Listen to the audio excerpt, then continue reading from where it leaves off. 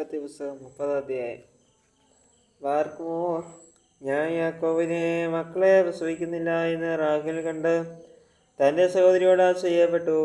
യാക്കോബിനോട് എനിക്ക് മക്കളെ തരണം, അല്ലെങ്കിൽ ഞാൻ മരിച്ചു പോകുമെന്ന് പറഞ്ഞു. അപ്പോൾ യാക്കോബിന് റാഹേലിനോട് കോപം ചോദിച്ചു, നിനക്ക് ഗർഭഫലം തരാതിരിക്കുന്ന ദൈവത്തിൻ്റെ സ്ഥാനത്തോ ഞാനെന്ന് പറഞ്ഞു. അതിന് അവൾ, എൻ്റെ ദാസി ബിൽഹാ ഉണ്ടല്ലോ, അവളുടെ അടുക്കൽ ചെല്ലുക, അവൾ എൻ്റെ മടിയിൽ പ്രസവിക്കട്ടെ, അവളാൽ എനിക്ക് മക്കളുണ്ടാകും എന്ന് പറഞ്ഞു. അങ്ങനെ അവൾ തൻ്റെ ദാസി ബിൽഹായെ അവന് ഭാര്യയായി കൊടുത്തു. യാക്കോബ് അവളുടെ അടുക്കൽ ചെന്നു. ബിൽഹാ ഗർഭം ധരിച്ചു, യാക്കോബിന് ഒരു മകനെ പ്രസവിച്ചു. അവർ റാഹേൽ, ദൈവം എനിക്ക് ന്യായം നടത്തി, എൻ്റെ അപേക്ഷ കേട്ട് എനിക്കൊരു മകനെ തന്നു എന്ന് പറഞ്ഞു. അതുകൊണ്ട് അവന് ദാൻ എന്ന് പേരിട്ടു. റാഹേലിൻ്റെ ദാസി ബിൽഹാ പിന്നെയും ഗർഭം ധരിച്ചു. യാക്കോബിന് രണ്ടാമതൊരു മകനെ പ്രസവിച്ചു. ഞാൻ എൻ്റെ സഹോദരിയോട് വലിയൊരു പോർ പൊരുതു ജയിച്ചിരിക്കുന്നു എന്ന് റാഹേൽ പറഞ്ഞ് അവന് നഫ്താലി എന്ന് പേരിട്ടു.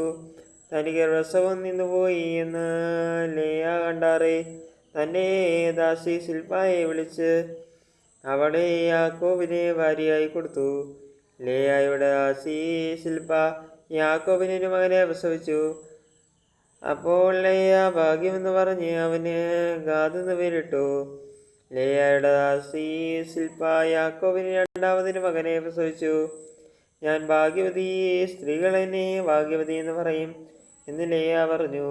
അവന് ആശേർ എന്ന് പേരിട്ടു. കോതമ്പ് കൊയ്ത കാലത്ത് രൂപയും പുറപ്പെട്ട് വയലിൽ ദുതായി പഴം കണ്ടു.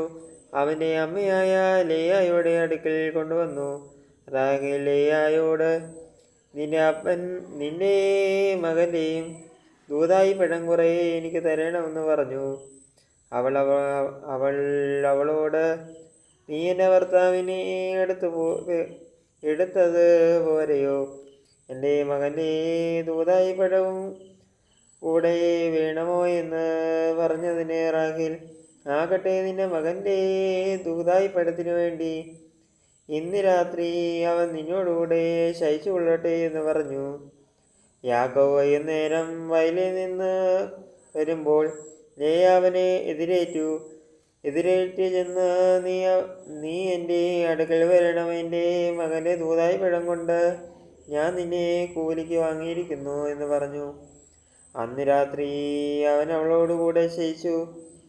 ദൈവം ലേയായുടെ അപേക്ഷ കേട്ട് അവൾ ഗർഭം ധരിച്ചു. യാക്കോബിന് അഞ്ചാമതൊരു മകനെ പ്രസവിച്ചു. അപ്പോൾ ലേയ, ഞാൻ എൻ്റെ ദാസി എൻ്റെ ഭർത്താവിനെ കൊടുത്തതുകൊണ്ട് ദൈവം എനിക്ക് കൂലി തന്നു എന്ന് പറഞ്ഞ് അവനെ ഇസാഖാർ എന്ന് പേരിട്ടു. ലേയ പിന്നെയും ഗർഭം ധരിച്ചു. യാക്കോബിന് ആറാമതൊരു മകനെ പ്രസവിച്ചു.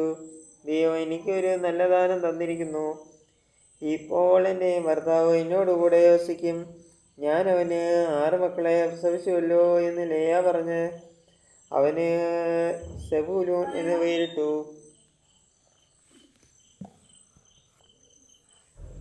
ദൂതായി പഴത്തിനു വേണ്ടി ഇന്ന് രാത്രി അവൻ നിന്നോടുകൂടെ ശയിച്ചു കൊള്ളട്ടെ എന്ന് പറഞ്ഞു. യാക്കോബ് വൈകുന്നേരം വയലിൽ നിന്ന് വരുമ്പോൾ ലേയ അവനെ എതിരേറ്റ് ചെന്നു. നീ എൻ്റെ അടുക്കൽ വരണം, എൻ്റെ മകൻ്റെ ദൂതായി പഴം കൊണ്ട് ഞാൻ നിന്നെ കൂലിക്ക് വാങ്ങിയിരിക്കുന്നു എന്ന് പറഞ്ഞു. അന്ന് രാത്രി ഞാൻ അവളോടുകൂടെ ശയിച്ചു. ദൈവം ലേയായുടെ അപേക്ഷ കേട്ടു.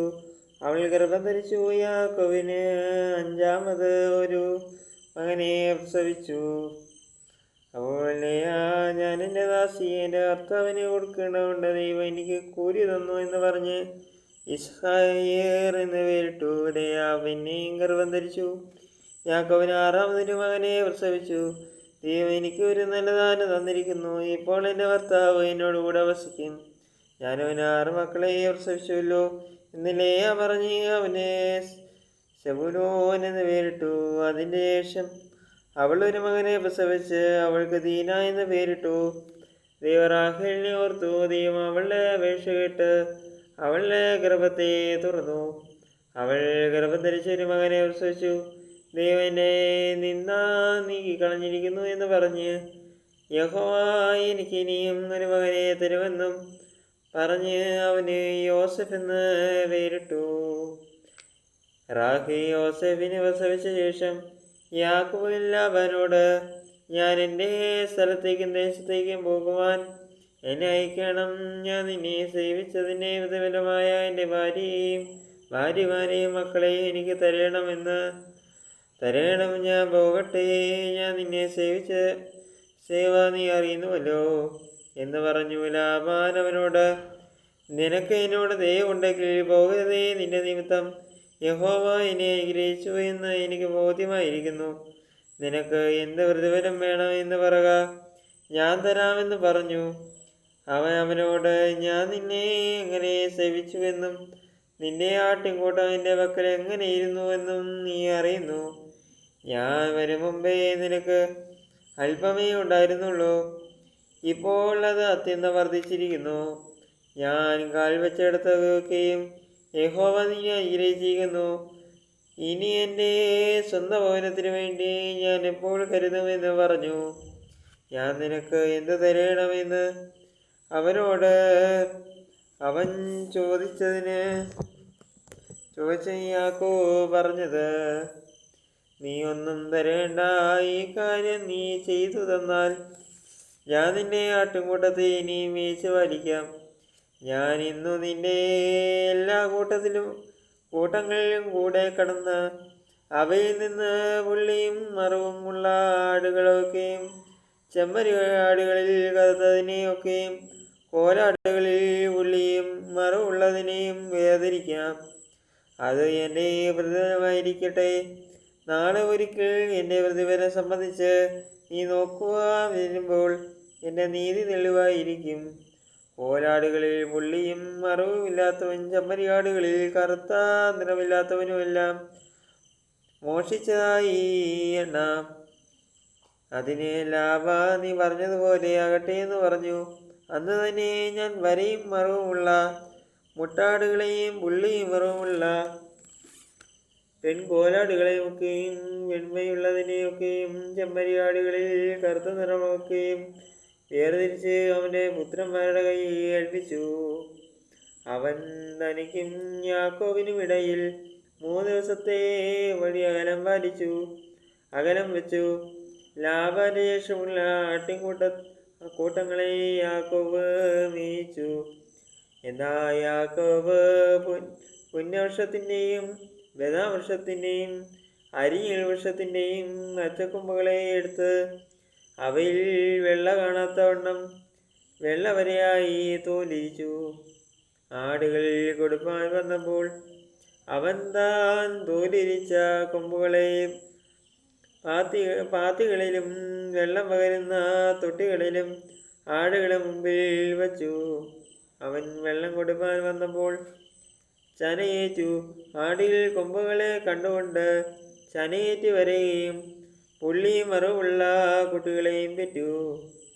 ആട്ടിൻകുട്ടികളെ യാക്കോബ് വേർതിരിച്ച് ആടുകളെ ലാബാന്റെ ആടുകളിൽ വരെയും മറവുമുള്ള എല്ലാറ്റിനും അഭിമുഖമായി നിർത്തി. തൻ്റെ സ്വന്തം കൂട്ടങ്ങളെ ലാബാന്റെ ആടുകളോട് ചേർക്കാതെ വേറെയാക്കി വിലമുള്ള ആടുകൾ ചനയേൽക്കുമ്പോഴൊക്കെയും കൊമ്പുകളെ കണ്ടുകൊണ്ട് ചനയേൽക്കേണ്ടതിന് യാക്കോബ് ആ കൊമ്പുകളെ പാത്തികളിൽ ആടുകളെ കണ്ണിന് മുമ്പിൽ വെച്ചു. വിലമില്ലാത്ത ആടുകൾ ചനയേൽക്കുമ്പോൾ അവയെ വെച്ചില്ല. അങ്ങനെ വിലമില്ലാത്തവ ലാബാനും വിലമുള്ളവ യാക്കോബിനുമായി തീർന്നു. അവൻ മഹാസമ്പന്നായി. അവനും വളരെ ആടുകളും ദാസന്മാരും ഒട്ടകങ്ങളും കഴുതകളും ഉണ്ടാക്കുകയും ചെയ്തു. പാർക്കുന്നു.